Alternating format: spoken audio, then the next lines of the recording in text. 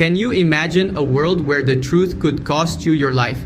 It seems like a dystopian novel. Yet for Joshua Dean, a former Spirit Aerosystems employee, this became a chilling reality.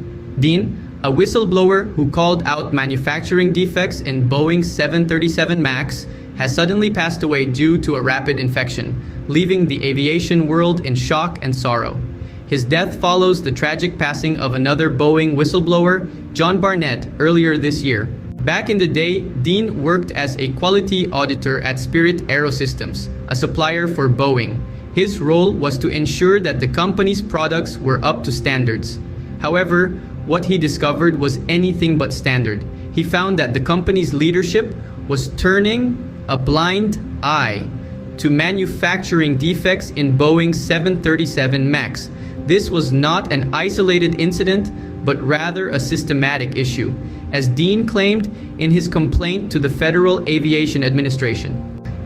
Dean, a healthy and active 45-year-old, was suddenly struck down by influenza B and MRSA, which rapidly developed into pneumonia.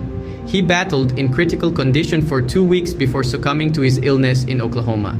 His sudden loss has sent ripples of shock and grief through the aviation industry and beyond. Dean's courageous actions echo those of John Barnett, another Boeing whistleblower who tragically passed away earlier this year. Barnett was found dead in his truck in a hotel parking lot in South Carolina. Their deaths mark a disturbing pattern of whistleblowers facing untimely ends after exposing safety issues in the aviation manufacturing industry. Dean's death is the latest in a series of unfortunate events surrounding Boeing. Earlier this year, an Alaska Airlines Boeing 737 MAX 9's door plug blew off mid-air, grounding all 171 MX-9 jets and sparking an investigation. In the wake of these incidents, multiple individuals, including Dean and Barnett, came forward to highlight the safety risks posed by corners cut in the jet's manufacturing process. Dean's revelations were not limited to the FAA. He also testified in a shareholder lawsuit against Spirit Aerosystems, alleging that the company concealed widespread and sustained quality failures from investors. According to the plaintiffs, these failures resulted from a culture that prioritized production numbers and short-term financial outcomes over product quality.